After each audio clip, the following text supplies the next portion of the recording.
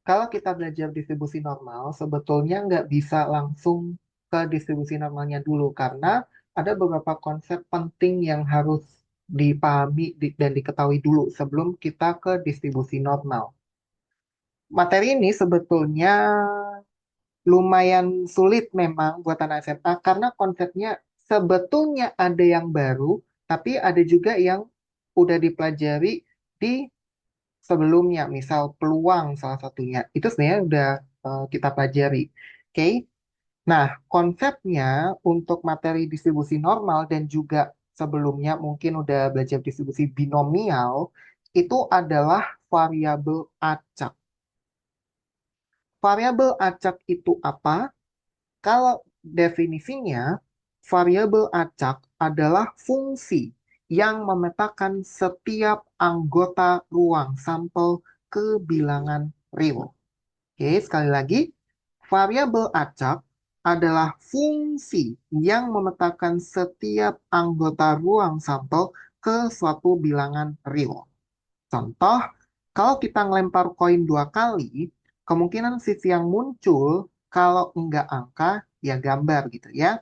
Di sini kita misalkan angka itu sisi A, gambar itu sisi G. Dan juga misalkan X adalah banyaknya sisi angka yang muncul. Oke, kita misalkan X ini adalah variabel acaknya. Ya, variabel acak X menyatakan banyaknya sisi angka yang muncul. Untuk tahu kemungkinan X-nya, ya, kita tulis ruang sampelnya dulu. Ya, ruang sampel dari pelemparan koin 2 kali, ya, kita lempar satu koin 2 kali, atau bisa juga nanti kita lempar 2 koin sekaligus, itu nanti ruang sampelnya somehow akan sama. Oke, ruang sampelnya ada angka-angka AA, angka gambar AG, gambar angka GA, dan gambar-gambar GG. Ya, kalau kita data ruang sampelnya, kita bisa bikin diagram seperti ini.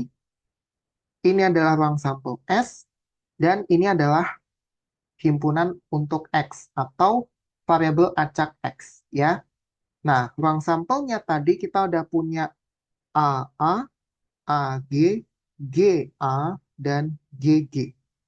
Ya, X tadi apa? Banyaknya sisi angka yang muncul.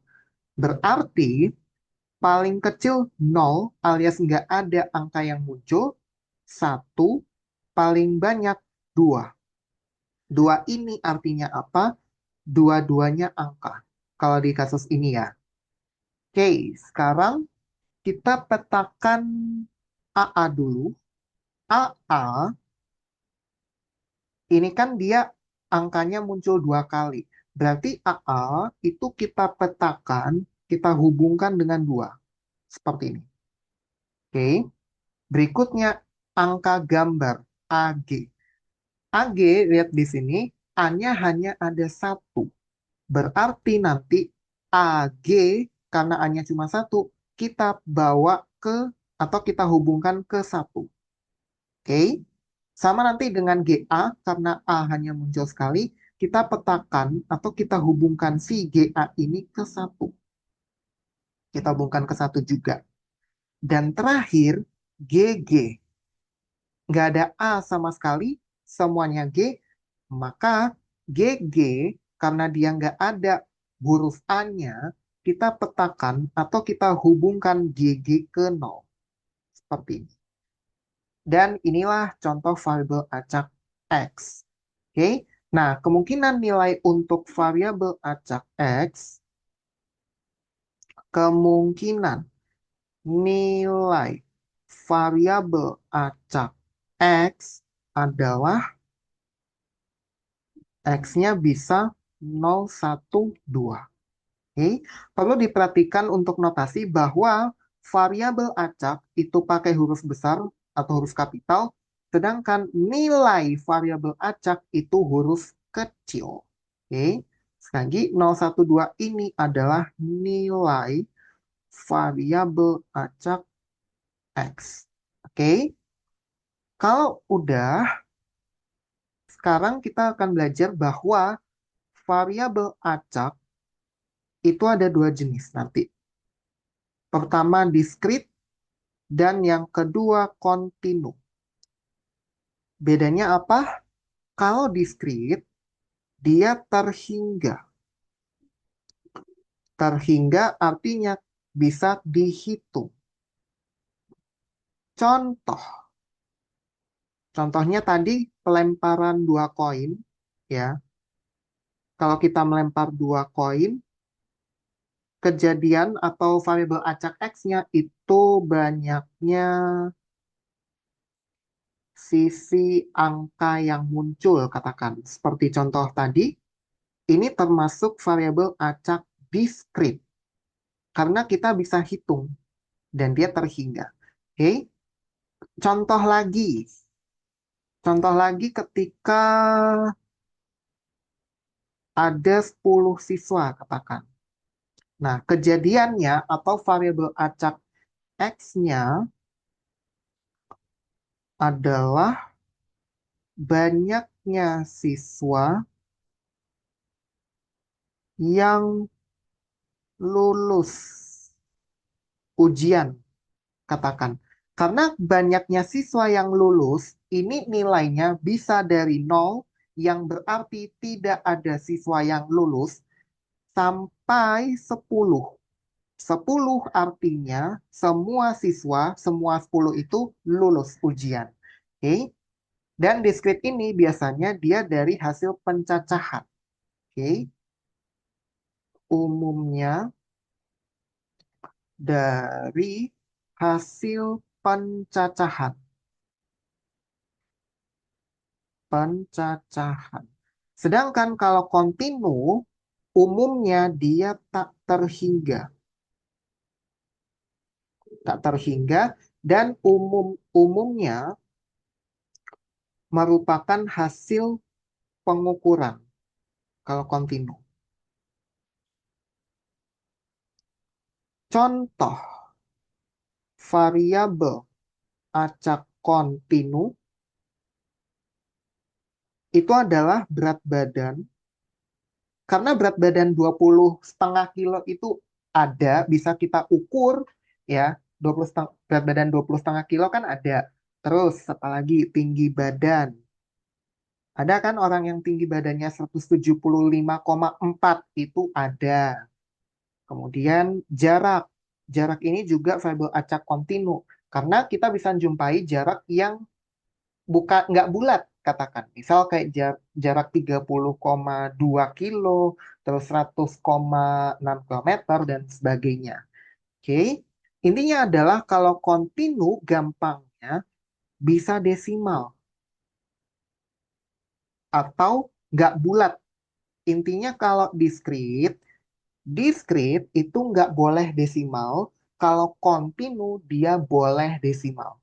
Boleh nggak bulat hasilnya. Kayak gitu ya. Oke, itu soal variabel acak dan juga variabel acak diskrit dan kontinu.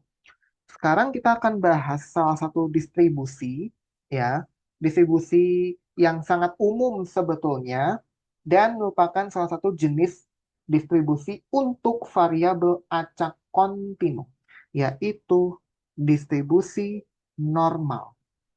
Oke, distribusi normal ya adalah distribusi variabel acak kontinu yang memiliki dua parameter, yaitu rata-rata mu dan ragam sigma kuadrat.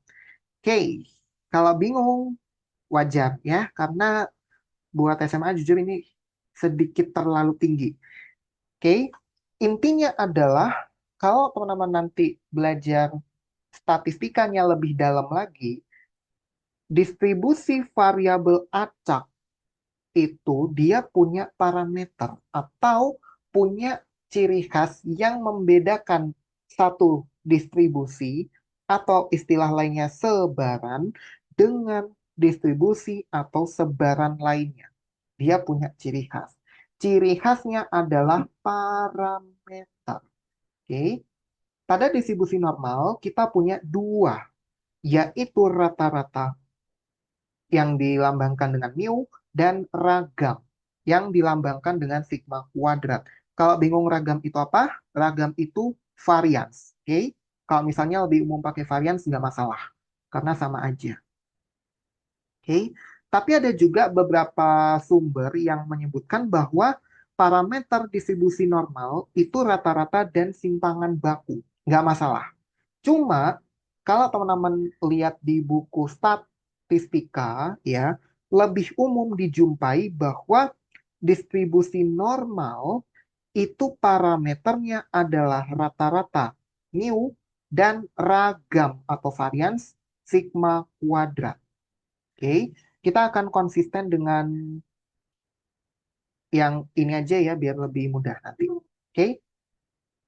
Kemudian distribusi normal kalau kita gambarkan maka kurvanya itu dia bentuknya kayak lonceng alias bell shape. Oke, lonceng itu kan dia kurang lebih kayak gini. Nih, mohon maaf ya kalau gambarnya agak jelek ya. Ini lonceng, katakan. Oke, nah bentuknya kelihatan mirip kan? Mirip dengan lonceng. Makanya kenapa kurva distribusi normal somehow juga bisa kita sebut sebagai kurva lonceng. Karena bentuknya tadi mirip dengan lonceng. Oke. Kemudian kalau kita ada tahu kurvanya seperti ini ya, salah satu sifat paling pentingnya dari kurva distribusi normal adalah luas daerah di bawah kurva, luas daerahnya ini dia satu. Oke. Sekali lagi, luas daerah di bawah kurva normal yang ini itu sama dengan satu. Oke, itu pertama. Kedua adalah, ya, yang aku hapus dulu. Oke, yang kedua gini, itu gini. Kita gambarkan lagi kurva normal. Nah, kurang lebih seperti ini. Kurva normal, dia punya titik tengah. Tengah-tengahnya itu adalah rata-rata atau mu. Ya. Nah, di distribusi normal, mu-nya ini juga merupakan median dan modus. Oke, sekali lagi, pada kurva distribusi normal, nilai mu yang di tengah sini, dia selalu di tengah sebetulnya, juga merupakan nilai median dan modus. Oke, dan ini berarti bahwa kurva distribusi normal, sekali lagi, kurva distribusi normal simetris pada rata-ratanya. Simetris pada rata-ratanya. Yang berarti luas daerah di sebelah kirinya mu, sebelah kiri rata-rata, itu setengah 0,5, sebelah kiri ini 0,5, begitu juga dengan daerah di sebelah kanannya mu. Sebelah kanan mu kan yang ini, ya. Luas daerah di sebelah kanan ini juga 0,5. Oke. Sebetulnya masih ada beberapa sifat lain seperti titik belok ya, cuma nggak aku bahas karena bukan bukan levelnya, alias nggak terlalu dipakai untuk SMA sebetulnya. Oke. Jadi aku cuma akan bahas bahwa kurva distribusi normal simetris pada rata-ratanya. Dia simetrisnya di sini. Oke. Kemudian, nah sekarang masalahnya di sini.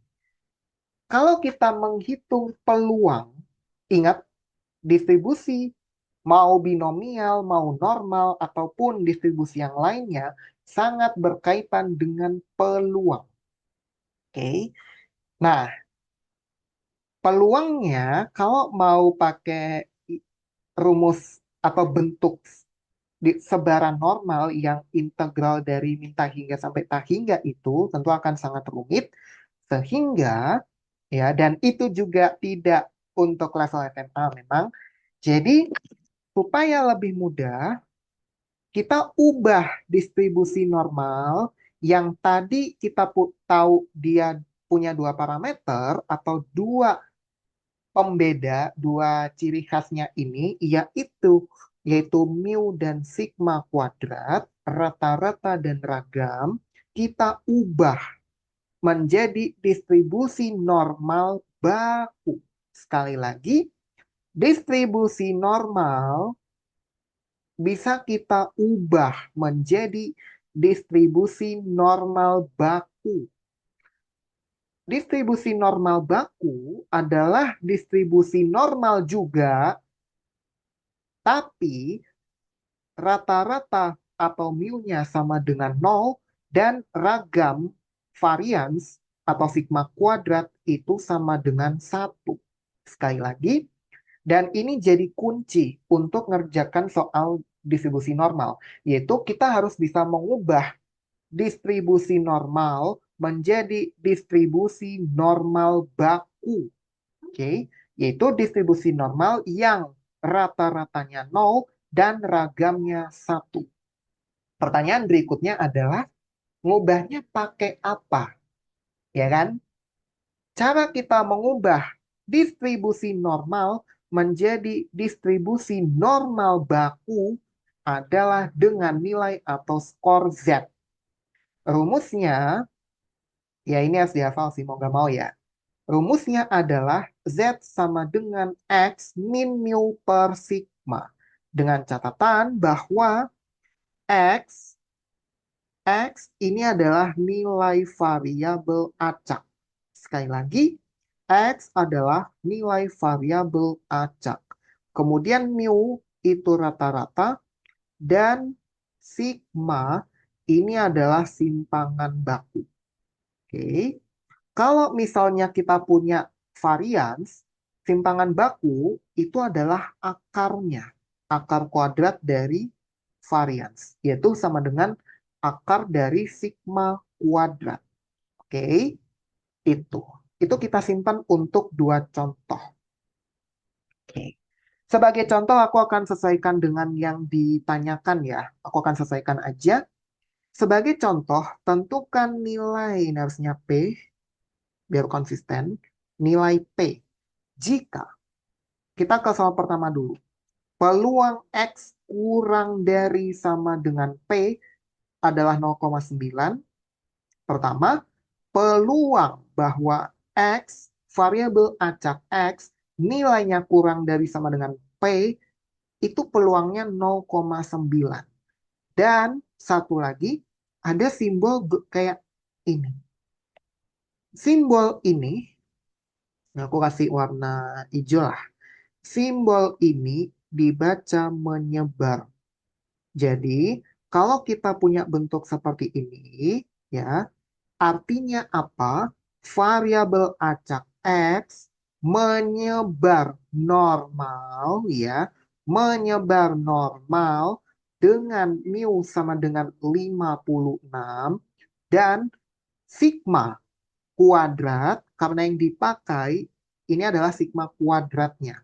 Ya, sigma kuadrat sama dengan 16, maka untuk mendapatkan nilai sigma yang akan kita pakai di sini, yang akan dipakai di bawah ini, itu dapatnya dari akar 16.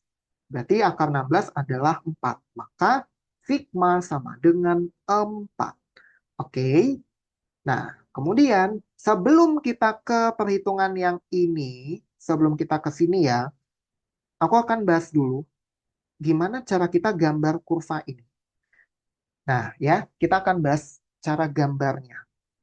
Oke, caranya kita bikin kurvanya dulu seperti biasa. Ya, kita bikin kurvanya seperti ini. Oke, kemudian kita taruh di tengah. Taruh di tengah. Oke, tengahnya ini 0. Karena nanti yang akan kita pakai itu adalah distribusi normal baku. Ingat, kuncinya adalah kita harus bisa ngubah distribusi normal menjadi distribusi normal baku. Sebelum kita bakukan, kurva awalnya, tengahnya ini adalah 56. Oke, dari mana? Dari sini tadi. Ingat, parameternya adalah rata-rata, ini rata-rata, sekali lagi, rata-ratanya 56, dan sigma kuadrat atau varians sama dengan 16. Oke, berarti sebelum kita dapat kurva yang di atas, kita bikin yang bawah ini dulu. Oke, tengahnya itu 56, sesuai dengan yang di soal. Ya, tengahnya di situ. Kemudian, X kurang dari sama dengan P. Berarti luas daerah di sebelah kiri. Sebelah kiri dari P itu 0,9. Sekarang, luas daerah di sebelah kiri 56 yang ini, sebelah kiri 56, luasnya setengah. Oke, berarti luas daerah kita harus ambil di sebelah sini juga. Ingat, daerah sebelah sini juga harus kita ambil supaya nanti luas daerah di sebelah kiri ini, yang sebelah sini ya, itu 0,9. Oke, maka luas daerah yang di sini, yang ini, di antara 56 dan kita nggak tahu X-nya berapa, kita nggak tahu. Yang jelas, ini lebih dari 56. Oke. Luas daerah antara 56, antara ini garis yang di sini, dengan yang di sini, luasnya itu harus 0,9 kurangi 0,5, berarti 0,4. Oke, sama seperti di gambar yang atas. Oke, sama. Nah, sekarang kalau kita udah tahu gambarnya seperti apa secara visualnya, baru kita masuk ke bagian ini. Kita akan ngitung. Oke, di soal kita tahu bahwa peluang X kurang dari sama dengan P. Ingat lagi, distribusi normal harus diubah jadi distribusi normal baku. Tujuannya adalah supaya nanti kita bisa lihat di tabel ya. Karena tabel distribusi normal nanti dia pakainya distribusi normal baku. Oke, jadi kita harus bakukan dulu. Caranya adalah, ingat tadi, Z itu X min mu per sigma. Oke, Z X min mu per sigma. Maka kalau kita punya X min peluang X kurang dari sama dengan P seperti ini, maka dia sebenarnya sama dengan, kita mulai. Kita kurangi mu, kiri kanan kita kurangi mu, kemudian kiri kanan kita bagi dengan sigma. Oke, bagi dengan sigma. Ingat kembali bahwa sebelah kiri ini, X min mu per sigma itu adalah Z. Oke, ingat X min mu per sigma adalah Z. Maka X min mu per sigma kita ganti dengan Z. Ingat, ini adalah variabel acak. Oke, ini variabel acak. Ya, kemudian dengan operasi yang sama, di sebelah kanan kita akan dapat P min mu per sigma. Mu-nya ganti 56, sigma kita ganti dengan 4. Oke, next. Kalau bentuknya gini terus gimana? Kita kembali ke gambar. Nah, yang sebelah sini ya. Kita balik dulu ke gambar. Oke, daerah ini yang Z kurang dari sama dengan P min 56 per 4, itu sebenarnya dia terdiri dari dua daerah, ya. Daerah pertama itu adalah Z kurang dari sama dengan nol, ya. Berarti daerah yang di sini, ini daerah satu. Kemudian daerah duanya adalah ini. Dari nol sampai P-56/4. Ini daerah keduanya, ya. Sekali lagi, ini daerah kedua, dan Z kurang dari sama dengan nol, ini daerah yang pertama. Yang di sebelah kiri, nol. Oke, di awal kita udah tahu bahwa peluang Z kurang dari sama dengan nol atau luas daerah di bawah kurva ini, ya, dan Z-nya kurang dari nol itu 0,5. Kita udah tahu itu, maka kita bisa langsung masukkan PZ kurang dari sama dengan nol adalah 0,5. Oke. Dan kemudian yang di sebelah kanan ini yaitu peluang Z di antara Z dari nol sampai P-56/4 itu daerah yang di sini. Oke, maka peluang atau luas daerah di bawah kurva normal untuk Z dari nol sampai di sini kita nggak tahu, kita belum tahu ya. Kita belum tahu itu 0,4. Oke, dari nol sampai anggap aja ini nggak ada gitu ya. Kita nggak tahu ini berapa. Luasannya 0,4. Oke. Nah, sekarang bagian berikutnya adalah kita membaca tabel distribusi normal. Sekarang kita baca tabel. Ada dua bentuk tabel atau dua jenis tabel yang umum, ya. Jenis yang aku pakai di video ini adalah yang kumulatif sebaran frekuensi normal, yaitu area di bawah kurva normal baku dari 0 sampai Z. Di video ini aku akan pakai tabel yang ini. Area di bawah kurva normal baku dari 0 sampai Z. Ya. Nah, sekarang kita lihat.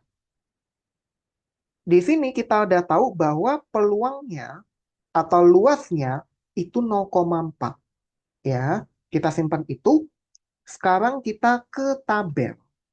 Nah, di sini kita cari dari tabel yang angkanya banyak ini, ya, mana yang hasilnya paling dekat dengan 0,4.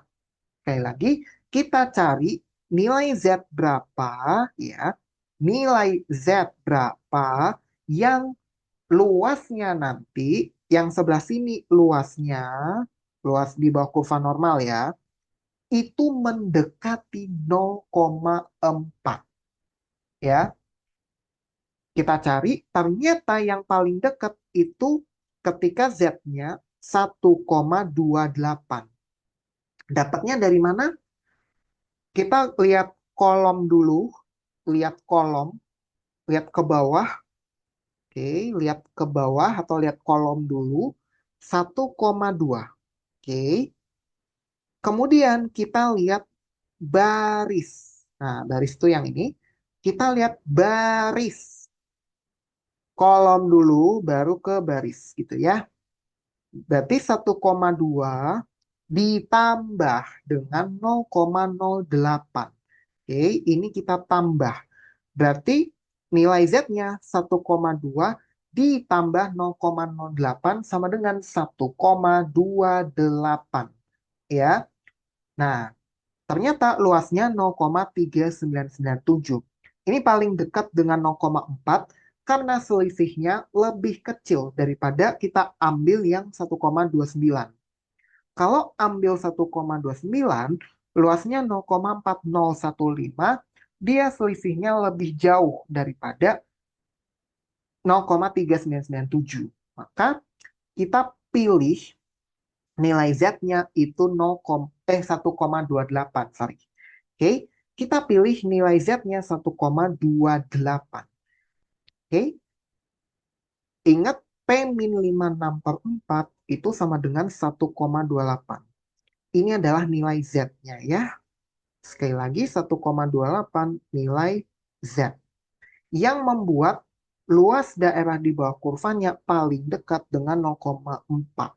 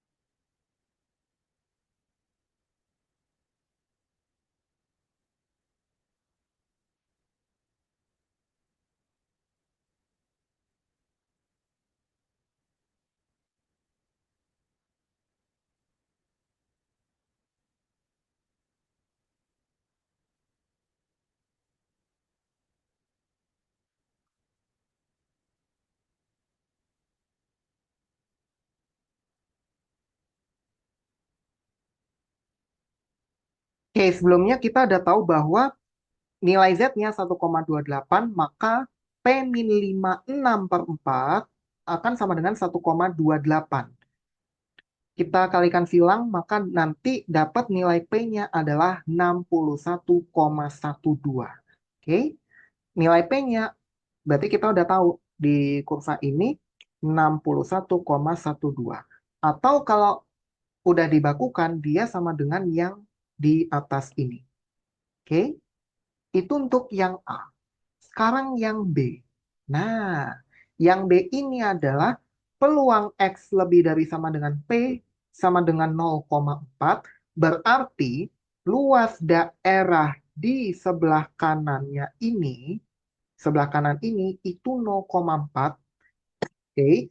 Dan variabel acak X menyebar normal dengan rata-rata 125 dan varians atau ragamnya itu 1225. Yang berarti simpangan bakunya adalah akar dari 1225, hasilnya simpangan bakunya itu 35. Sama seperti tadi, sebelum kita dapat yang di atas ini, kita bikin kurvanya yang ini dulu. Oke, kita bikin kurvanya, tapi kita belum bakukan ya istilahnya, seperti ini. Tengahnya adalah rata-rata, berarti 125 ya. Kemudian kita tarik satu garis seperti ini. Oke, kan. Kita ulang, bikin garisnya. Oke, ini nilai yang akan kita cari. Ini nilai P di sini ya. Ini yang akan kita cari. Luas daerah di sebelah kanan P, sebelah kanannya ini, itu 0,4. Ya, sekali lagi luas daerah di sebelah kanan P itu 0,4. Oke, sama seperti tadi, kita bakukan atau kita ubah sebaran normal menjadi sebaran normal baku. Oke, sama seperti tadi, peluang X lebih dari sama dengan P sama dengan peluang X min mu per sigma lebih dari sama dengan P min mu per sigma. Ingat kembali bahwa X min mu per sigma sama dengan Z. Sekali lagi, X min mu per sigma sama dengan Z. Maka peluang Z lebih dari sama dengan P min. Kita masukkan mu-nya 125 dan sigmanya itu 35. Ya. Sekarang sedikit berbeda nanti kalau kita punya tandanya lebih dari sama dengan. Ya. Beda dikit. Prinsipnya adalah